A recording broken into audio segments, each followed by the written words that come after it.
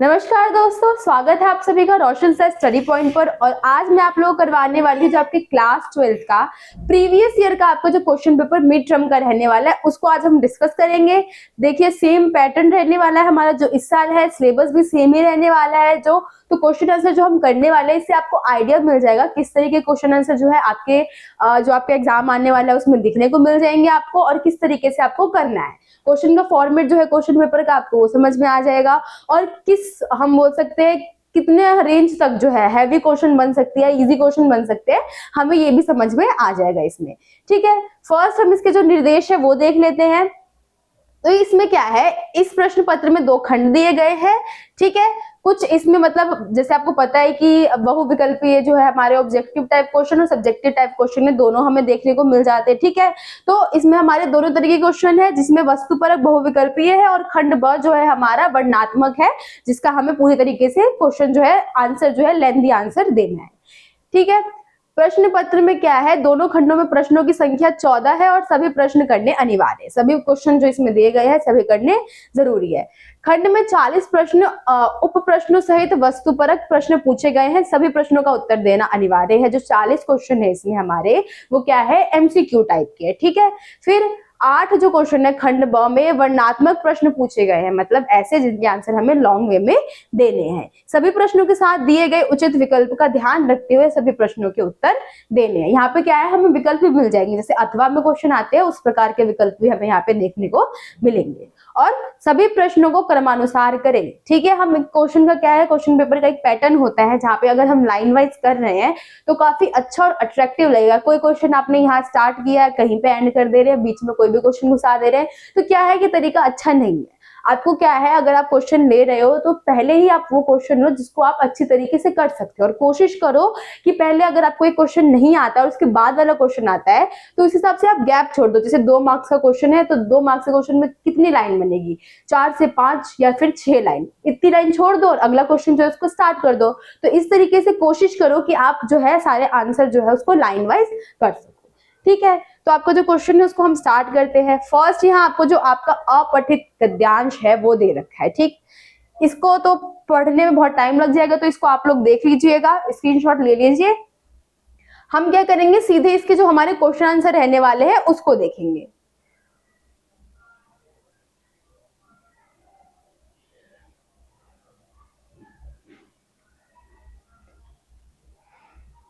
ठीक है, तो इसका जो क्वेश्चन हम उसको स्टार्ट करते हैं।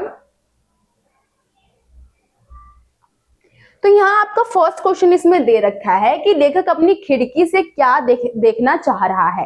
तो इस पैराग्राफ को आप पढ़ेंगे तो आपको सारे आंसर जो है इसमें से मिल जाएंगे। 1-2 क्वेश्चन ऐसे हो सकते हैं कि आपसे ग्रामर टाइप के पूछ ले, बाकी जो क्वेश्चन है आपको सारे के सारे जो आंसर है आपको इस पैराग्राफ में मिल जाएंगे। तो आपको क्या है, ध्यान से पैराग्राफ को देखना है। और करने से पहले मैं आपको बता दूं, तो अगर आपको इजी वे में करना है, जल्दी करना चाहते हैं, तो फर्स्ट यहाँ आप क्वेश्चन पढ़ लीजिए, क्वेश्चन से मिलती जुलती लाइन आप पैराग्राफ में ढूंढ लीजिए, आपको आंसर भी मिल जाएगा। तो इसमें आपका क्वेश्चन है कि लेखक अपनी खिड़की से क्या देखना चाहते हैं। तो उसमें क्या है, इसका जो सही आंसर है आपका कोयल। वो कोयल की आवाज सुन रहा है जो लेखक है और चाहता है कि उसको देख सके, इसलिए वो खिड़की से बाहर देखने के लिए आया है। ठीक है, नेक्स्ट क्या है, अब बसंत कैसा लगता है, तो कुछ बुझा बुझा लगता है। यहाँ पे आपको जो मैं बताऊंगी आंसर वो ठीक है, बाकी जो टिक लगा हुआ है इसमें मोस्टली आंसर गलत है, तो आपको उस पर ज्यादा फोकस नहीं करना है। इसमें कुछ बुझा बुझा आपका सेकंड क्वेश्चन का आंसर हो जाएगा। नेक्स्ट क्वेश्चन यहाँ पे है, बसंत की आहट कब से सुनाई पड़ने लग जाती है। तो इसमें आपका जो सही आंसर है, माघ मास के बीतने के बाद जो हमारा बसंत की आहट है वो सुनाई देने लग जाती है। नेक्स्ट यहाँ है, शास्त्र बसंत को किस मास में मनाते हैं, तो चैत्र वैशाख के महीने में मनाते हैं। ये सारे आंसर क्या आपको आसानी से आपको जो पैराग्राफ है इसमें देखने को मिल जाएंगे। यहाँ पे क्या है, दिल्ली की सड़कों पर बसंत के मौसम में क्या दिखाई देता है, तो गिरते हुए पीले पत्ते दिखाई देते हैं। ये भी आपको एज इट इज लाइन मिल जाएगी आपके पैराग्राफ में अगर आप पढ़ेंगे तो। नेक्स्ट यहाँ हम देख लेते हैं क्वेश्चन, जिंदगी कैसी चलती है, सदैव एक ही स्थान पर टिके रहने पर, पुराने के हटने पर, नए के आने पर, या फिर जो हमारा ख ग है वो दोनों। तो हम देखिए जिंदगी की बात कर ले तो पुराने लोग हटते रहते हैं और नए लोग आते रहते हैं। तो यही यहाँ पे बताया है कि पुराने लोगों के हटने से और नए लोगों के आने से। तो हमारा जो दोनों है वो सही है, इसलिए इसका आंसर हमारा जो है घ हो जाएगा। तो नेक्स्ट हम देख लेते हैं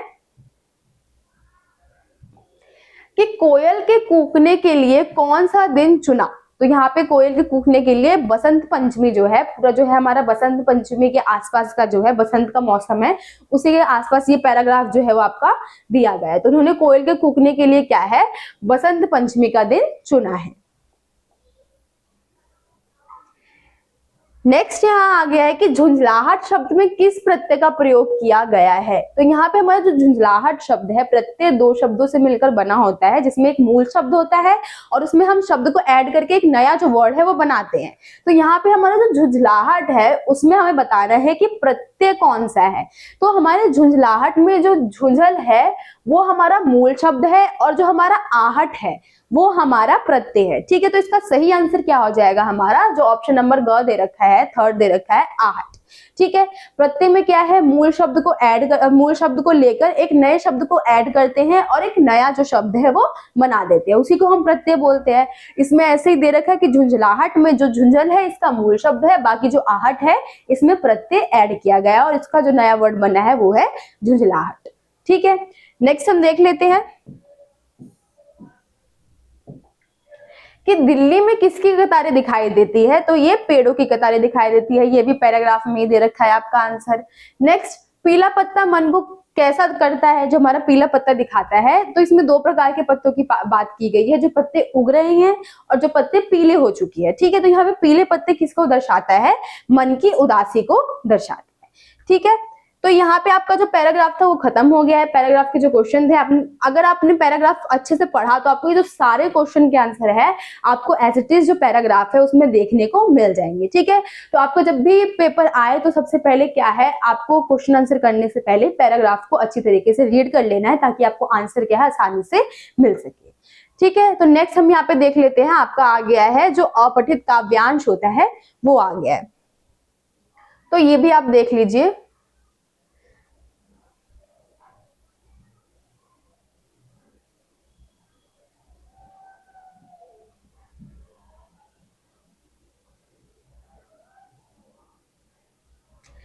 यहाँ पे अब जो क्वेश्चन आंसर है उसको हम देख लेते हैं। तो यहाँ फर्स्ट आपसे क्वेश्चन पूछ रखा है, कलेजे के दो टुक करने का आशय क्या है। यहाँ पे आपने ऊपर लाइन देखी होगी, आप इसको देखेंगे पढ़ेंगे तो वहां पे दे रखा है कि कलेजे के दो टुक हो जाते हो पथ पर जब आ रहा है। तो इसमें आपको कलेजे के दो टुक है उसका मतलब बताना है। इसका मतलब है यहाँ पे हृदय आघात होना, मतलब हृदय को चोट पहुंचना। क्योंकि यहाँ पे इसकी हम मेन बात कर ले, इसकी निष्कर्ष की बात कर ले तो यहाँ एक भिखारी की बात की जा रही है जो किस तरीके से आस लगाए बैठा है, लेकिन जो आस उसने लगा रखी है वो पूरा नहीं हो पा रहा है, जिससे क्या है उसके हृदय पे आघात हो रहा है, इसके दिल पे चोट लग रही है। ठीक है, तो इसका आंसर क्या हो जाएगा हमारा, हृदय पर आघात होना। नेक्स्ट यहाँ है, भूख मिटाने के लिए भिखारी क्या पाना चाहता है। तो डैश है, बचा खुचा भोजन, भरपेट भोजन, मुट्ठी भर धान्य या फिर स्वादिष्ट भोजन। तो इसमें आप देखेंगे तो आपको आ जाएगा आंसर जो है मुट्ठी भर जो हमारे दाने हैं भिखारी वो चाहता है। ठीक है, नेक्स्ट हम देख लेते हैं क्वेश्चन। तो यहाँ क्या है, भूख से होठ सूख जाने पर भिखारी के लिए एकमात्र उपाय है आंसुओं के घूंट को पीना। ठीक है, इसमें लाइन आपको मिल जाएगी, ये भी लाइन क्या है, पैराग्राफ काफी इजी है, आपको सारे ही क्वेश्चन के आंसर क्या है आसानी से पैराग्राफ में मिल जाएंगे। पैराग्राफ की बात कर ले तो आपको हम किसी भी पैराग्राफ की बात कर ले वो उसमें भी आपको सारे आंसर मिल जाएंगे और आराम से आप जो है 18 से 20 नंबर जो है पैराग्राफ से ही ऐड कर सकते हैं। बाकी आपको पासिंग मार्क्स तो पता है 27 या फिर 33 के आसपास जो हमारा पासिंग मार्क्स है वो होता है। तो आपको पैराग्राफ में आसानी से 18 से जो 20 नंबर है आपको मिल सकते हैं, आपको आप अपने हाथ में ले सकते हो उनको, क्योंकि काफी इजी होता है, कुछ भी बाहर से पैराग्राफ में नहीं पूछा जाता है। एक दो क्वेश्चन हो सकते हैं ग्रामर से आपसे पूछ लिया जाए, वो भी काफी इजी होता है अगर आप उसको पढ़ के जाएंगे तो। ठीक है, नेक्स्ट हम यहाँ देख लेते हैं। तो यहाँ पूछा गया है कि पेट पीठ दोनों मिलकर एक हो गए हैं, इसका आशय बताना है आपको। तो इसमें आशय क्या है कि भूख से खाली पेट क्या है, पीठ का चिपक जाना। भूख से जो भिखारी है उसकी भूख से क्या है, पेट और पीठ जो है एकदम चिपक चुकी है, और क्या है, यही हमारा पेट और पीठ दोनों मिलकर एक हो गए हैं। इसका मतलब है कि उसकी सिचुएशन इतनी खराब हो चुकी है कि उसकी जो पेट की हड्डियां या फिर मांस है वो पीछे पीठ से बिल्कुल चिपक चुकी है। ठीक है, नेक्स्ट हम देख लेते हैं। यहाँ पे क्या है, कवि द्वारा भिखारी और कुत्तों के बीच प्रतिद्वंदता की जो है वो किस और संकेत करता है। जो कुत्ते हैं और जो भिखारी है उन दोनों के बीच प्रतिद्वंदता हो रही है खाने के लिए, तो वो किस चीज को दर्शा रहा है, तो किस चीज को दर्शा रहा है, हमारी घोर सामाजिक विषमता को दर्शा रहा है। किस प्रकार से एक व्यक्ति है, उसके यहाँ भोजन सब कर रहे हैं, खा रहे हैं, और जो बचा खुचा खाना है उसको जब फेंक दे रहे हैं, तो किस प्रकार से जो भिखारी है और जो हमारे कुत्ते हैं उनके बीच में लड़ाई हो रही है। ऐसे दिखा रहा है कि वो भी नजर टिकाए हुए बैठे हैं जैसे भिखारी लोग नजर टिकाए बैठे हैं उन खाने पर। तो क्या है, हमारे समाज की विषमता ये कि कोई क्या है इतना ज्यादा खाना ले रहा है कि उसको फेंक देना पड़ रहा है, और दूसरे लोग क्या है उस फेंके हुए खाने के लिए भी तरस रहे हैं। तो ये हमारी सामाजिक जो विषमता है उसको दर्शा रहा है, किस प्रकार से हम लोग भिन्न भिन्न हैं। नेक्स्ट यहाँ है क्वेश्चन की झोली कैसी है, तो ये भी आपको आंसर मिल जाएगा, झोली पुरानी है। यहाँ पे भिखारी की झोली की बात की गई है, उसकी झोली कैसी है, पुरानी है। नेक्स्ट, पथ पर आने का अर्थ है मार्ग पर आना, तो ये इसका आंसर, ये भी आपको क्या है, पैराग्राफ जो आपका दे रखा है काव्यांश उसमें आपको मिल जाएगा। नेक्स्ट यहाँ है भिखारी के साथ कौन हाथ फैला रहा है, तो उसके बच्चे, ये भी आपको एज इट इज मिल जाएगा इसका आंसर। दोनों पैराग्राफ काफी इजी थे, जो हमारे काव्यांश और जो हमारे पद्यांश थे दोनों ही काफी आसान थे, उसके आंसर आपको आसानी से मिल जाएंगे। उसको क्या है, करने से पहले अच्छे तरीके से रीडिंग कर लेनी है, या फिर पहले क्वेश्चन पढ़ लेना है, उसके बाद वो लाइन क्या है आपको पैराग्राफ में ढूंढ लेनी है। ठीक है, नेक्स्ट अब यहाँ पे आ गया आपका अभिव्यक्ति और माध्यम जो पुस्तक है उससे आधारित प्रश्न आ चुके हैं 1 मार्क्स के। तो फर्स्ट क्या है, इन प्रश्नों को क्या है ध्यान पूर्वक पढ़ना है और सभी क्वेश्चन के जो आंसर है हमें देने हैं। तो फर्स्ट यहाँ क्या है कि किसी भी घटना को समाचार बनने के लिए कौन सी बात की आवश्यकता नहीं होती है। यहाँ आपसे पूछा गया है कौन सी बात की आवश्यकता नहीं होती है। क्वेश्चन भी आपको ध्यान से पढ़ना है। कई बार क्या होता है, हम हड़बड़ाते हुए नहीं की जगह हंस पढ़ लेते हैं और फिर हमारा आंसर क्या है वो गलत हो जाता है। तो यहाँ आपसे पूछा गया है किसी भी समाचार को घटना बनने के लिए किस चीज की आवश्यकता नहीं होती है। तो फर्स्ट यहाँ नवीनता, मतलब हमें नई नई चीजों को लाना, नई नई चीजों के जरिए क्या है ढूंढना, हम नई खबरें क्या है लेकर आ रहे हैं, तो वो तो हमारे लिए समाचार के लिए आवश्यक ही होगी, है ना। साथ ही में जन रुचि, लोगों की रुचि होनी चाहिए, ये भी आवश्यक है। लोगों की रुचि होगी तभी तो उसको पढ़ेंगे, ठीक। तो जन रुचि भी हमारी आवश्यक होगी। और प्रभाव, किस प्रकार का प्रभाव डाल रही है, अच्छा डाल रही है, गलत डाल रही है, ये भी बहुत ज्यादा जरूरी होगा किसमें, हमारे समाचार में। लेकिन जिसकी आवश्यकता नहीं होगी क्या होगा, वो हमारा सिद्धांत होगा। ठीक है, सिद्धांत की हम बात कर ले तो न्यूज़पेपर में आवश्यक नहीं है। बाकी ये जो तीनों चीज है क्या है हमारे न्यूज़पेपर के लिए, समाचार के लिए काफी आवश्यक है। ठीक है, नेक्स्ट क्वेश्चन हम यहाँ देख लेते क्या है, पत्रकारिता को प्रजातंत्र का कौन सा स्तंभ माना जाता है। तो हम पत्रकारिता को प्रजातंत्र का चौथा स्तंभ मानते हैं। ठीक है, इसके 3 स्तंभ की हम बात कर ले तो है कार्यपालिका, न्यायपालिका और जो हमारी विधायिका है वो है। बाकी जो हमारा चौथा स्तंभ है कौन सा है, मीडिया। पत्रकारिता जो है हमारे प्रजातंत्र का चौथा स्तंभ है। ठीक है, नेक्स्ट हम देख लेते हैं। तो यहाँ आपसे पूछा गया है कि भारत का पहला छापा खाना जो है कहाँ खुला था, तो हमारा गोवा में खुला था। ठीक है, रेडियो में कौन सी सुविधा नहीं होती, ध्वनियों को सुनने की, विभिन्न भाषाएं सुनने की, पीछे लौटकर सुनने की, या फिर संगीत सुनने की। तो बाकी हम चीजों की बात कर ले तो ये होती है, क्योंकि हम विभिन्न भिन्न भाषाओं की बात कर ले तो हिंदी अंग्रेजी दोनों में हमें न्यूज जो है, न्यूज वगैरह है वो सुनने को मिल जाते हैं। हमारे जो रेडियो है उसमें ध्वनि सुन के ही हम उसमें जो खबर है वो जानते हैं, सॉन्ग वगैरह हो गया वो सुनते हैं, संगीत भी हम सुन सकते हैं। लेकिन हम इसमें क्या करते हैं, पीछे जाकर जो खबर है उसको दोबारा नहीं सुन सकते, या कोई वर्ड हमें समझ में नहीं आ रहा है, हम चाहते हैं दोबारा से उसको समझ ले, तो हम पीछे दोबारा उसमें नहीं जा सकते। तो ये हमारी क्या है, रेडियो की खामियां में भी आ जाएगा। इसके अंदर क्या है, ये पीछे जाके सुनने की सुविधा जो है हमारे रेडियो में नहीं होती है। तो इसका सही आंसर कौन सा हो जाएगा, आपका ग हो जाएगा। नेक्स्ट हम देख लेते हैं। तो यहाँ पूछा गया है भारत में पत्रकारिता की शुरुआत किससे हुई। भारत में सिर्फ पत्रकारिता की शुरुआत आपसे पूछी जाए या फिर अंग्रेजी पत्रकारिता की बात जो है वो की जाए, तो इसकी शुरुआत हमारी कहाँ से हुई है? बंगाल गजट से हुई है। लेकिन अगर आपसे पूछ ले भारत में सर्वप्रथम पहली बार हिंदी जो पत्रकारिता है उसकी शुरुआत कहाँ से हुई है? तो उद्दंड मार्दंड से हुई है। ठीक है, अगर हिंदी की बात की जाए तो हमारी इससे हुई है, उद्दंड मार्दंड से की गई है। अगर अंग्रेजी की बात कर ले या फिर सिंपल पूछ ले आपसे तो किससे? बंगाल गजट से की गई। ठीक है, इसकी हम बात कर ले तो इसकी डेट जो है 30 मई है, जिसको हम क्या है हिंदी पत्रकारिता दिवस के रूप में भी मनाते हैं। ठीक है, इसकी डेट की बात कर ले तो 1780 के आसपास की है। इसकी थी 30 मई 1820 के आसपास की। ठीक है, तो आई होप आपको ये क्लियर हो चुका होगा। अगर आपसे सिर्फ हिंदी की बात की जाए तो क्या है अंत मार्डन से ली गई है, और अगर अंग्रेजी की बात की जाए तो हमारी बंगाल गजट से ली गई है। यहाँ पे नॉर्मल पूछा गया है तो इसका आंसर क्या हो जाएगा? हमारा बंगाल गजट जो है वो हो जाएगा। नेक्स्ट हम देख लेते हैं। तो यहाँ आपको क्या है एक काव्यांश दिया गया है कि माँ की कुल शिक्षा मैंने दी, पुष्प सेज तेरी स्वयं रची, सोचा मन में वह शकुंतला, पर पाठ अन्य यह अन्य कला, कुछ दिन रहे ग्रह तू फिर समोद, बैठी नानी की स्नेह गोद, मामा मामी का रहा प्यार, भर जलद जो तो अपार, वही सुख दुख में रहे न्यस्त, तेरे हित सदा समस्त व्यस्त, वह लता वही की जहां कली, तू खिली स्नेह में हिली पली, अंत भी गोद उसी शरण में ली, मूंदे दिगबर महामरण।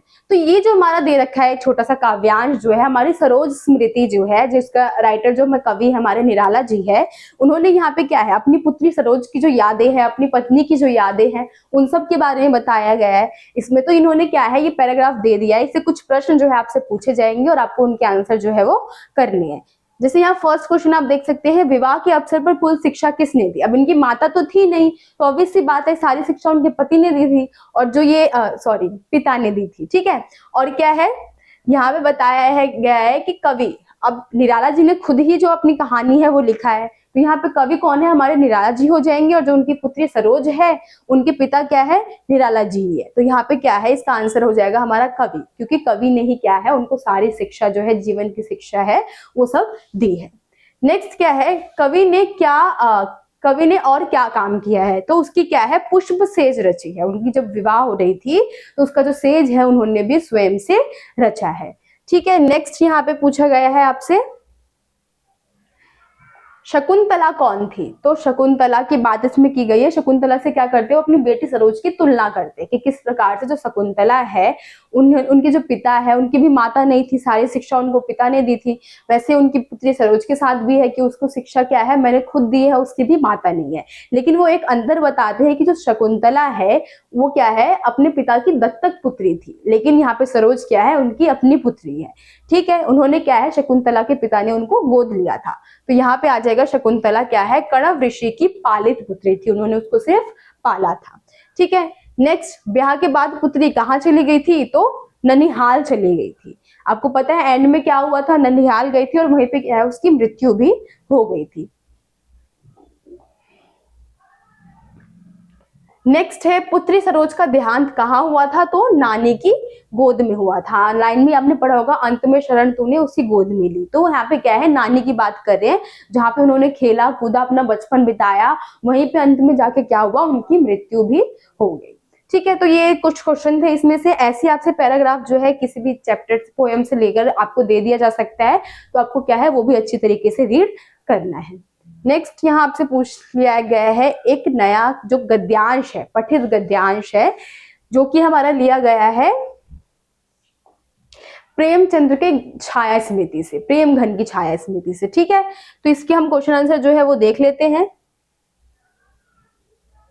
पैराग्राफ अगर आप स्क्रीनशॉट लेना चाहते हैं तो आप ले लीजिए।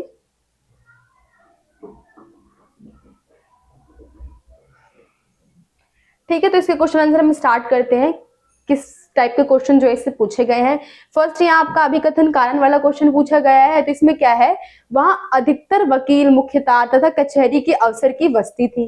ठीक है। तो हमने बात की है कि निसंदेह नामक जो मंडली है, जब वहां पे लेखक बनाते हैं तो कुछ कुछ लोग जो है उनका नाम निसंदेह रख देते हैं। तो कौन से लोग होते हैं वहां पे? बड़े वकील होते हैं, मुख्तार होते हैं, कचहरी के लोग होते हैं, वही लोग उनका नाम निसंदेह रखते हैं, जो उनकी मंडली होती है उसका नाम। तो ये तो हमारा बिल्कुल सही हो जाएगा, उन लोगों की बस्ती वहां पर थी। नेक्स्ट, वकील, मुख्तार तथा कचहरी के अफसर सरकारी आवास को छोड़कर जा रहे थे। तो ऐसी कोई भी लाइन क्या है हमें नहीं बताई गई है। तो आपका जो ए है वो सही है और आपका आर जो है वो गलत है, क्योंकि ऐसी कोई लाइन हमें यहाँ पे देखने को नहीं मिली है। तो इसका जो सही आंसर हमारा हो जाएगा घ, जो है कथन ए सही है किंतु आर उसकी सही व्याख्या नहीं कर रहा है। ठीक है, नेक्स्ट हम देख लेते हैं। तो किस शब्द का प्रयोग सबसे ज्यादा होता था? तो वहां पे निसंदेह शब्द जो है उसका प्रयोग सबसे ज्यादा किया जाता था, इसलिए उनका मंडली का नाम क्या है? निसंदेह रखा गया था। तो इसका आंसर तो एज इट इज काफी सिंपल है, यहाँ पे निसंदेह जो है इसका आंसर हो जाएगा। नेक्स्ट, यहाँ पे वाकिफ शब्द आपसे पूछा गया है कि कौन सा है। वाकिफ शब्द क्या है? यहाँ पे हमारा विदेशत शब्द है, क्योंकि हम हमारे देश के अलावा किसी भी फारसी की बात कर ले या किसी भी अन्य भाषा की बात कर ले, वो विदेशी में ही आएगा। तो यहाँ पे ये क्या है? हमारा विदेशी भाषा हो जाएगा। ठीक है, नेक्स्ट यहाँ पे क्या है? मुसलमान सब जज से परिचय किसने करवाया था? तो मुसलमान से किसने परिचय करवाया था, या जो सब जज है उनसे किसने जो है परिचय करवाया था? तो उनके पिताजी ने उनका परिचय जो है करवाया था। नेक्स्ट, इस पाठक के लेखक, जो इस पाठ है इसके लेखक कौन है? तो हमारे रामचंद्र शुक्ल जी है, इस चैप्टर के लेखक है, प्रेम घन की छाया स्मृति की। ठीक है, यहाँ पे अब आगे आपका नेक्स्ट क्वेश्चन नंबर 6 आ चुका है। इसमें क्या है? निम्नलिखित प्रश्नों के सर्वाधिक उपयुक्त उत्तर जो है हमें चुनकर देना है। ठीक है, यहाँ पे हमें मैचिंग करनी है।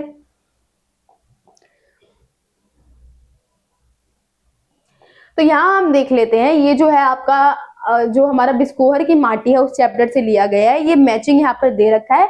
मैं सीधा आपको इसका आंसर बता देती हूँ कि इसका आंसर क्या है। हमारा सी जो है वो है, जिसमें हमारा फर्स्ट जो है, फर्स्ट का आंसर थर्ड हो जाएगा, सेकंड का आंसर फोर्थ हो जाएगा, थर्ड का आंसर फर्स्ट हो जाएगा और फोर्थ का आंसर सेकंड जो है वो हो जाएगा। ठीक है, नेक्स्ट हम देख लेते हैं। तो यहाँ है कि निम्नलिखित कथन में से, कथन और कारण को ध्यान पूर्वक हम पढ़ना है और इसका जो आंसर है वो देना है। तो यहाँ कथन क्या दे रखा है कि सूरदास के मन में प्रतिशोध की भावना नहीं थी। बिल्कुल सही है, सूरदास की झोपड़ी जल चुकी थी, उसके साथ इतना गलत हुआ था, लेकिन उसके बाद भी हमने देखा उसके अंदर कोई भी प्रतिशोध की भावना नहीं थी। नेक्स्ट, उसका दृष्टिकोण सकारात्मक था। अब तो ये तो उसकी मेन विशेषता में आता है कि कोई भी उसके लिए गलत चाहे लेकिन वो हमेशा सही सोचता था। उसके साथ इतना गलत हो गया, उसकी झोपड़ी जल गई, लेकिन उसके बाद भी उसने क्या किया? हिम्मत नहीं हारी। तो ये दोनों क्या है? हमारा सही हो जाएगा। तो इसमें क्या है? ए जो ऑप्शन है हमारा ठीक हो जाएगा, कथन सही है और कारण आर उसकी सही व्याख्या कर रहा है।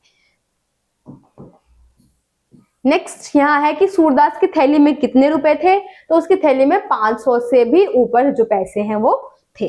नेक्स्ट, सुभागी रात भर कहाँ छिपी थी? तो अमरूद के बाग में छिपी थी। नेक्स्ट है यहाँ सूरदास की झोपड़ी पाठ कहाँ से अवतरित है? तो ये रंगभूमि उपन्यास से अवतरित है। ये जो छोटे छोटे क्वेश्चन आपको ध्यान में रखने ताकि आप भूले ना, हो सकता है कुछ क्वेश्चन इसमें से एज इट इज आपको आपके क्वेश्चन पेपर में देखने को मिल जाए। नेक्स्ट क्या है? बिस्कोहर की माटी पाठ में चांदनी रात की बरसात में किसकी खुशबू आ रही थी? तो जूही है उसकी खुशबू आ रही थी। अगर आपने चैप्टर पढ़ा है तो आपको ये लाइन में जो है देखने को मिल जाएगी उसमें। बिस्कोहर की माटी जो पाठ है किस शैली में रचित है? तो लेखक ने अपनी आत्मकथा जो है इसमें लिखी है। तो किस शैली में लिखी गई है? तो ये आत्मकथा शैली में लिखी गई है। नेक्स्ट यहाँ पे क्या है? आपसे पूछा गया है, ये आपका आगे है, निम्नलिखित में से किसी एक विषय पर 120 शब्दों में रचनात्मक लेख आपको लिखना है। ये यहाँ पे दे रखा है, आपको रचनात्मक लेख लिखना है, जैसे कि स्वच्छ भारत अभियान हो गया, पेड़ों का हमारे पास जीवन महत्व हो गया, परीक्षा के दिनों में मानसिक तनाव हो गया। ठीक है, तो आपको क्या है इसमें लेख लिखना है। तो किस प्रकार से लेख लिखना है आपको मैं पैटर्न बता देती हूँ। फर्स्ट क्या है, आपको जैसे आप स्वच्छ भारत के बारे में लिख रहे हैं, तो सीधा आपको यहाँ से स्टार्ट नहीं कर देना कि हमें सफाई करनी चाहिए, ऐसे रहना चाहिए, वैसे रहना चाहिए, ऐसा कुछ नहीं। आपको क्या है, पहले थोड़ी बहुत गंदगी के बारे में आपको बताना है। जैसे हम देखते हैं हमारे आसपास आजकल प्रदूषण का दौर चल रहा है, हम बोलेंगे आसपास के वातावरण के साथ साथ हमारा जो पूरा समाज है वो किस प्रकार से दूषित हो रहा है, हम अपने कर्मों से किस प्रकार से अपने आसपास का जो परिवेश है उसको दूषित कर रहे हैं। हम जहाँ देखते हैं वहां गंदगी हो गई, प्लास्टिक की थैलियां हो गई, हम उनका यूज करते हैं, ऐसे हम उसको कहीं भी फेंक देते हैं, जिससे क्या है बहुत सारी बीमारियां उत्पन्न हो रही है, पर्यावरण दूषित हो रहा है, लोगों को सांस से संबंधित बीमारियां हो रही है, उनके बहुत सारी ऐसी प्रॉब्लम उत्पन्न हो रही है, जिससे क्या है हमारा जीवन कठिन होता जा रहा है। ऐसी 2-4 लाइन आपको लिख देनी है। उसके बाद क्या करना है, आपको निष्कर्ष निकालना है, इसमें आपको बताना है कि किस प्रकार से आप पर्यावरण प्रदूषण को कम कर सकते हैं, ये बताना है।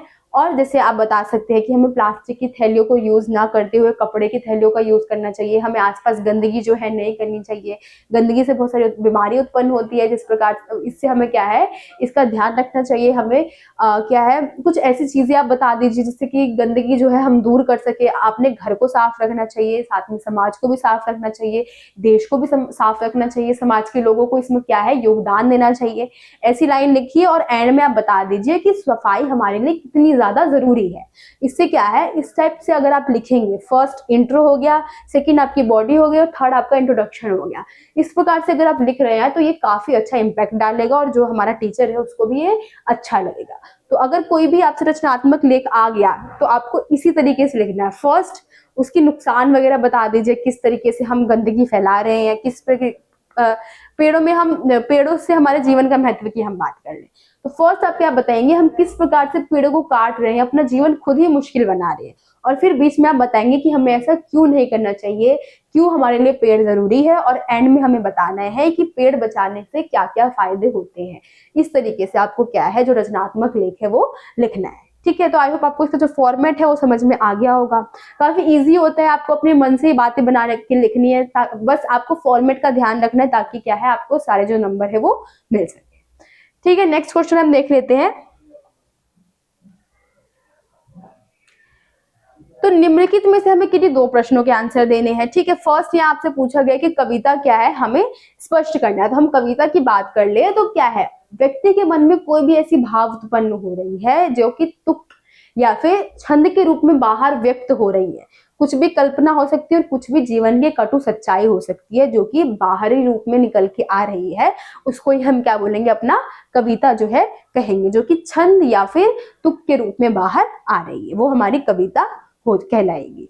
ठीक है, नेक्स्ट नाटक के जो तत्व है उन पर हमें संक्षेप प्रकाश डालना है। अब नाटक के तत्व की बात कर ले तो बहुत सारे तत्व है, हम कुछ भी ले सकते हैं, हम संवाद ले सकते हैं, टाइमिंग ले सकते हैं, या फिर हम बोल सकते हैं जो समय बंधन है उसको हम ले सकते हैं, और क्या है उसको हम एक्सप्लेन कर देना है, संवाद कितना जरूरी होता है, लोगों को जोड़े रखता है संवाद जो हो गया।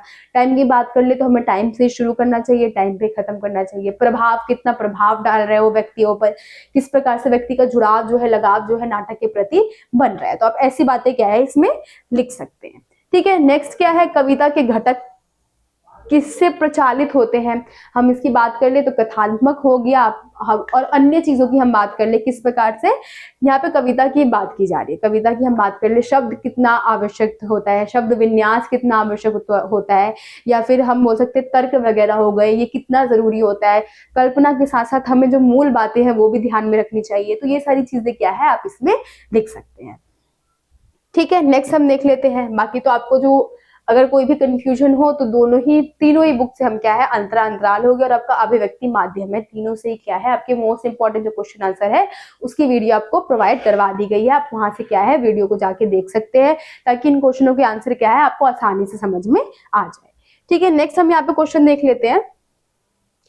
तो यहाँ पे आपसे क्या है पूछा गया है कि जनसंचार के कौन कौन से काम है।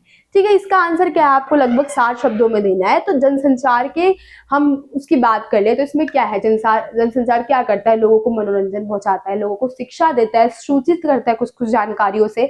तो इस प्रकार से क्या है आप 3 से 4 टॉपिक ले सकते हैं और उसको एक्सप्लेन कर सकते हैं अच्छे तरीके से। हम शिक्षा की बात कर ले तो आज क्या है हमने डिजिटल तरीकों को अपना लिया है, किस प्रकार से हम शिक्षा को भी डिजिटल जरिए से क्या है बच्चों तक, विद्यार्थियों तक पहुंचा रहे हैं। वो क्या कर सकते हैं, पढ़ाई को देखने के साथ साथ, सुनने के साथ साथ और भी बहुत बहुत सारी ऐसी वीडियो है, ग्राफिक वगैरह है, उससे हमने लोगों को क्या है, बच्चों को शिक्षा की ओर आकर्षित कर लिया है।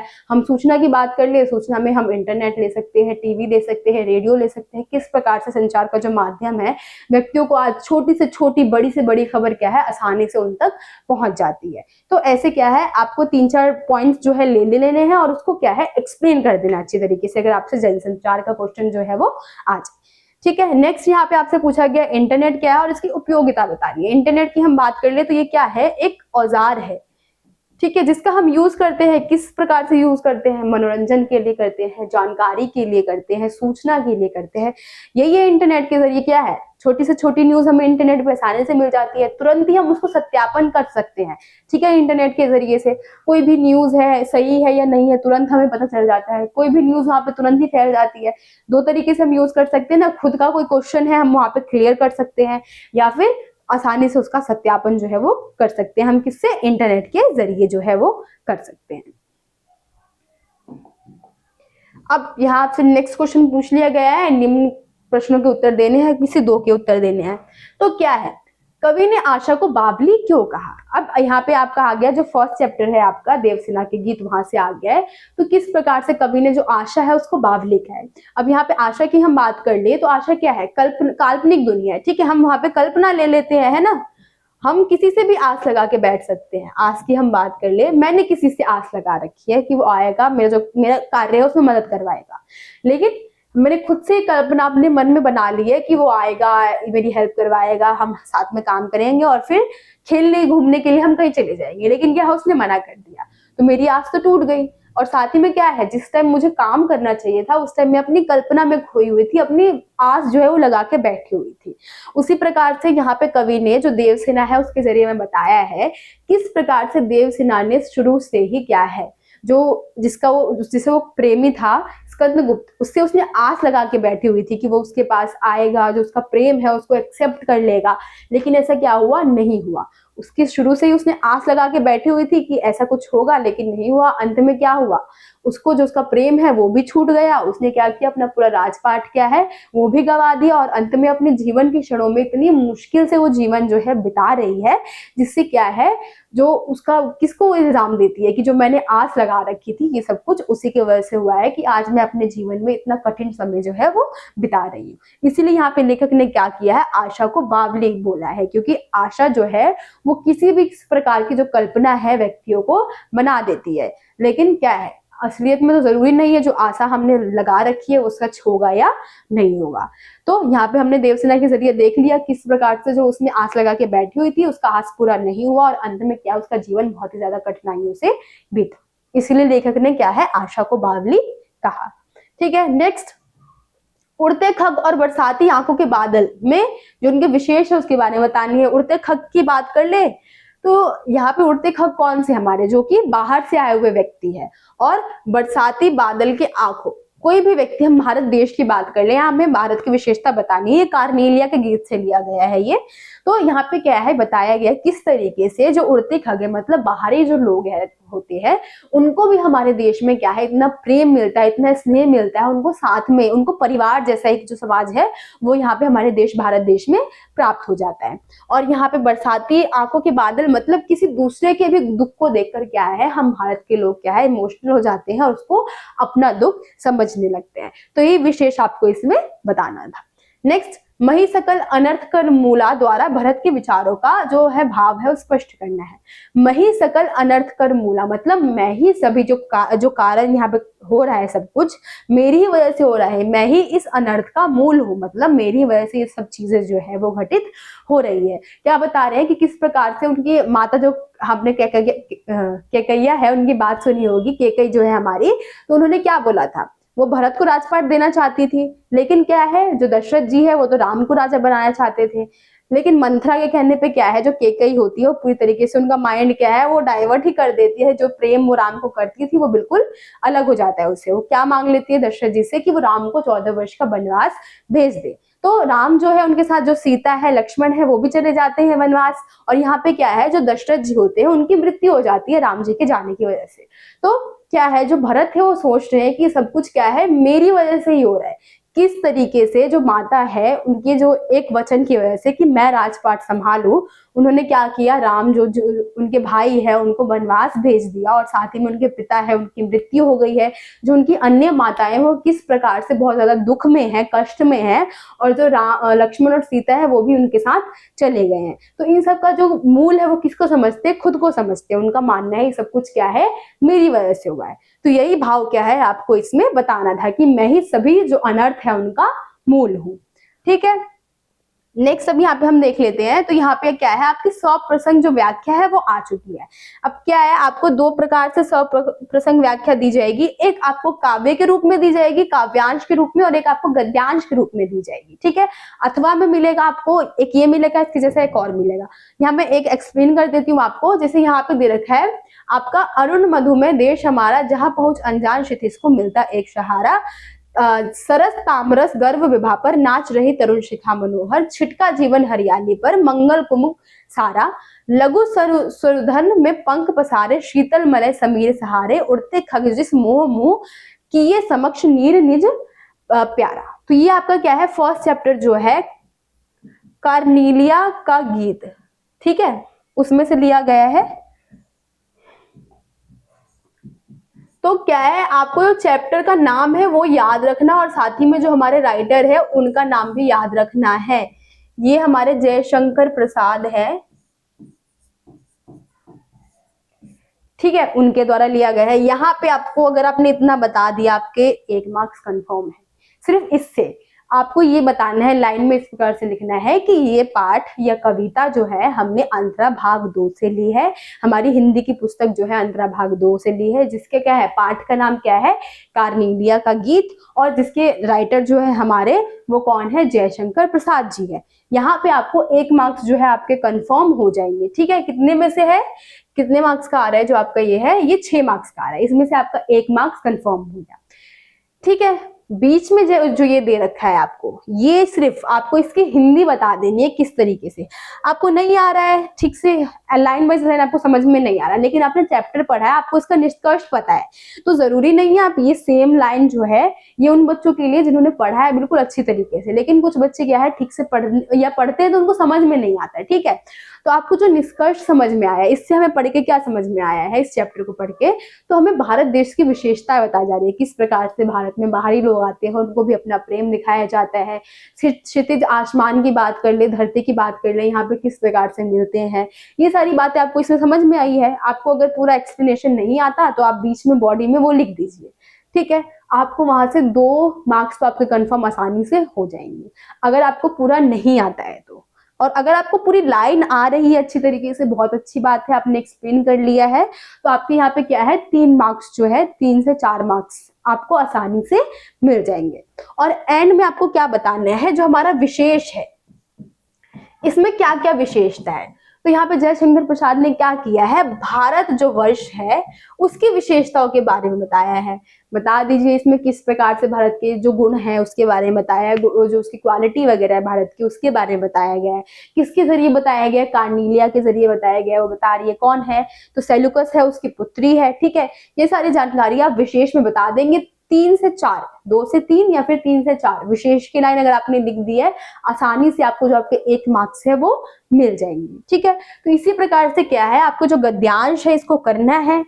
जो भी आएगा आपको गद्यांश, तो इसी पैटर्न से अगर आप करेंगे तो आसानी से आपको क्या है, 5 या फिर 6, मैं बोल दूं कि 6, अगर आपको पूरी एक्सप्लेनेशन ये जो है अच्छी तरीके से आती है और आपने विशेष भी सही ढंग से लिखा है, तो आपको पूरे 6 के 6 मार्क्स जो है वो कंफर्म हो जाएंगे इसमें।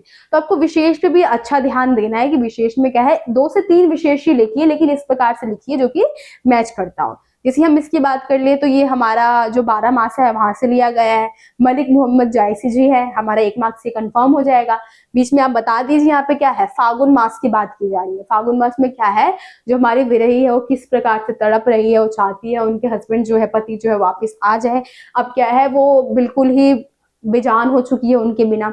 ऐसी ऐसी बातें आपने बता दी जो पैराग्राफ है उसके हिसाब से। और एंड में आप विशेष बता दीजिए कि ये अवधी भाषा में लिखी गई है, इसमें विरह की वेदना है वो दर्शाई गई है। यहाँ पे आपने 2 लाइन लिख दी, बाकी आप कुछ लिख दीजिए, ऐड कर दीजिए। विरह की वेदना के साथ साथ जो मास है, महीने हैं, उनकी विशेषताओं का वर्णन किया गया है।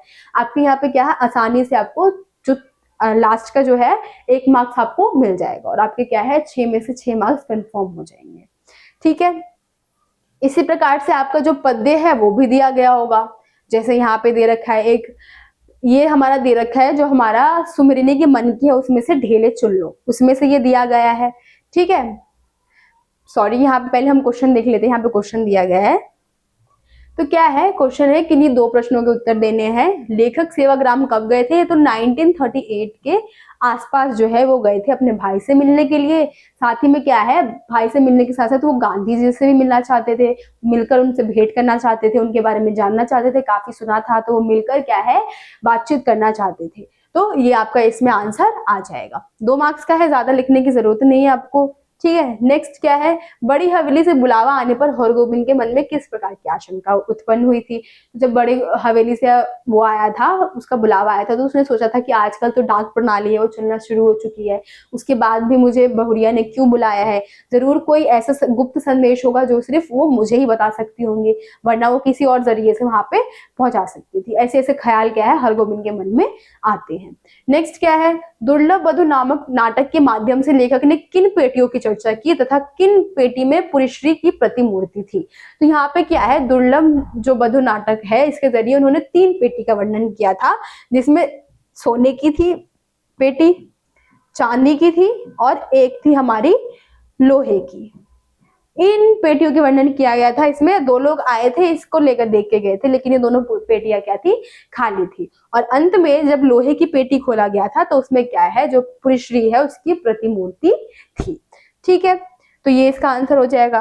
नेक्स्ट यहाँ पे जो सप्रसंग व्याख्या आपको करनी है वो चैप्टर की करनी है। ये हमारा सुमिरनी के मन के से ढेले चुन लो वहां से लिया गया है। तो इसमें क्या है, आपको निष्कर्ष बताना है कि किस प्रकार से जो अंधविश्वास है उसको बढ़ावा दिया जा रहा है। इसमें भी आप इस प्रकार की लाइन लिख दीजिए। फर्स्ट, इसके राइटर कौन है, हमारे चंद्रधर शर्मा गुलेरी जी। ठीक है, तो इसमें आपको क्या बताना है कि जैसे ये लाइन दी गई है, आपने ये लाइन लिख दी कि ये हमें यहाँ से लिया गया है, ये इसके राइटर है, ये कहानी का नाम है। बीच में आपको लिख देना कि आपने इससे क्या समझा। इसमें हमने क्या समझा, जैसे राजपूतों की लड़कियां पिछले समय रूप देखकर जस सुनकर स्वयंवर करती थी, वैसे ही वैदिक काल के हिंदू ढेले छुपाकर स्वयं पति वर्णन करते थे, पत्नी वर्णन करते थे। आप कह सकते हैं कि जन्म भर के साथ की चुनाव मिट्टी के ढेलों पर छोड़ना कैसी बुद्धिमानी है। तो यहाँ पे क्या है, एक तरीके से उन्होंने तंज कस दिया यहाँ पे कि क्या है, ढेले को चुनना एक अंधविश्वास है। तो आपको यही एक्सप्लेन करना है पूरे में, और एंड में आपको इसमें विशेष बता दीजिए किस प्रकार से उन्होंने क्या है वैदिक काल के बारे में जो बुराई है, मतलब तंज कसा है उनके लिए, अंधविश्वास की बात है वो करी है इसमें उन्होंने। तो ऐसी विशेषताएं आपको क्या है इसमें लिख देनी है। ठीक है, इसमें भी आपको ऑप्शन में मिल जाएगा। ठीक, तो जो आपको आता होगा आपको वही करना है, आप दूसरा करने की कोशिश ना करें। ठीक है, नेक्स्ट अब हम देख लेते हैं। तो यहां आ गया है क्वेश्चन नंबर 14 जो है हमारा लास्ट क्वेश्चन है कि निम्नलिखित में से हमें किसी एक क्वेश्चन का आंसर करना है और ये 3 मार्क्स का है।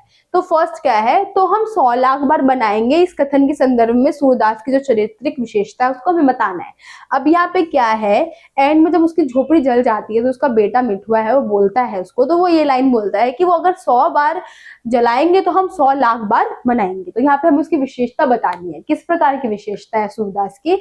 तो फर्स्ट, तो सकारात्मक विशेषता रखता है, कभी हार नहीं मानता है। ठीक है, सेकंड, लोगों के प्रति द्वेष की भावना नहीं है उसके मन में।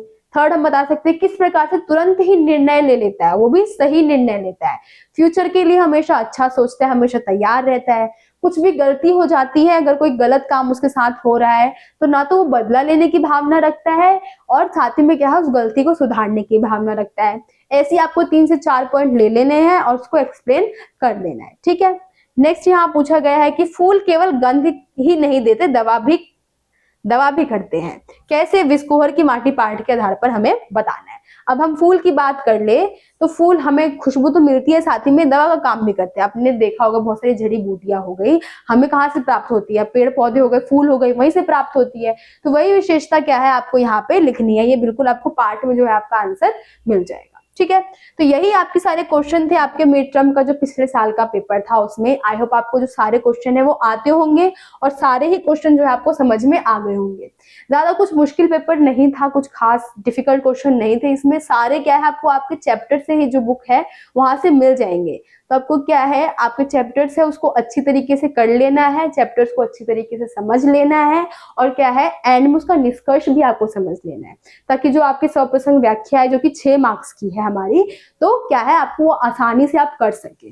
क्योंकि अगर आपने उसमें से निष्कर्ष समझ लिया तो आपको जरूरी नहीं है कि आप पूरा जो लाइन बाय लाइन एक्सप्लेनेशन है वो करें, आप उस निष्कर्ष को ही लिख के नंबर दे सकते हैं। ठीक है, तो आई होप आपको पूरा जो पेपर है समझ में आ गया होगा, पेपर का फॉर्मेट समझ में आ गया होगा, पेपर के आप क्वेश्चन किस प्रकार से आने वाले आपको वो भी समझ में आ गया होगा। ठीक है, तो मिलते हैं आपसे अगली वीडियो में। अगर आपको मेरे एक्सप्लेन करने का तरीका अच्छा लगा हो तो प्लीज कमेंट करके बताइए, कहीं कोई कमी लगी हो तभी आप कमेंट करके बता सकते हैं। मिलते हैं आपसे अगली वीडियो में, जब तक के लिए थैंक यू।